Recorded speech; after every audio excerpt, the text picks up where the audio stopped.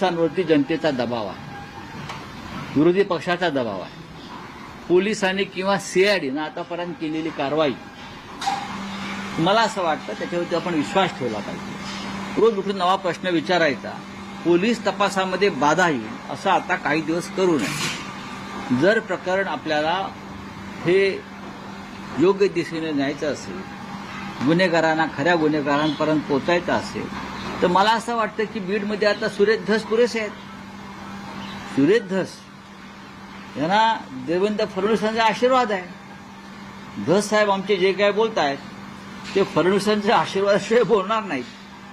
पण जे काही त्यांचं चाललेलं आहे याचा अर्थ असा आहे की देवेंद्र फडणवीस गृहमंत्री यांना सुद्धा बीडमधला हा दहशतवाद बंदुकीचं राज्य मोडून काढायचं आहे. ज्या दिवशी मला वाटेल, आम्हाला असं वाटेल की आज काहीतरी पडद्यामागे वेगळं घडतंय, त्या दिवशी आम्ही पुन्हा एकदा